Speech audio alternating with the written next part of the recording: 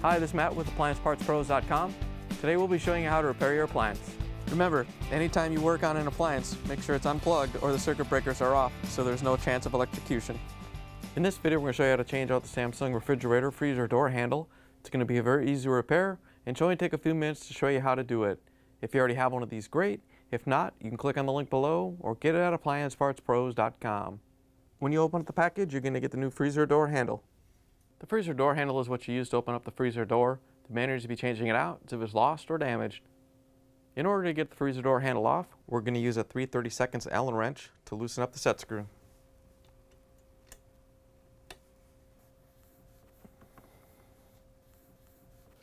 Once you have the set screw loose, we can pull the handle off the mounting pin, and then we have to slide it to the right so the other end releases.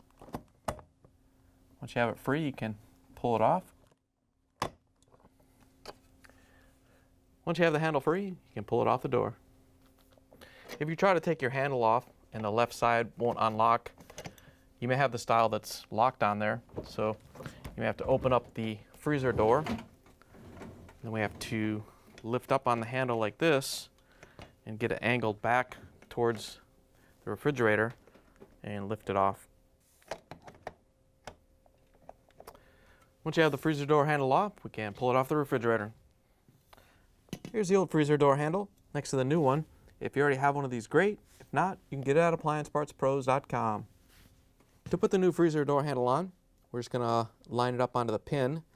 And because it locks in there like that, like when we took it off, we're going to have to lean it back a little bit at an angle and then push down to lock it on. And then we can carefully rotate it around. Watch out for that pin.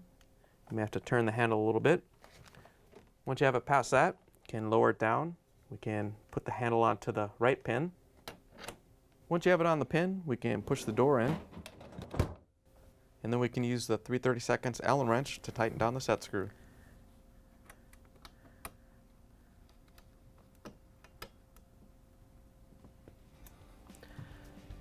Once you have the set screw tightened down, we can pull the label off the handle.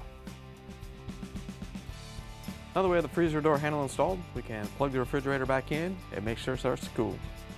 Thanks for joining us for another successful repair brought to you by AppliancePartsPros.com. Check out our other repair videos on our site, Facebook, and YouTube.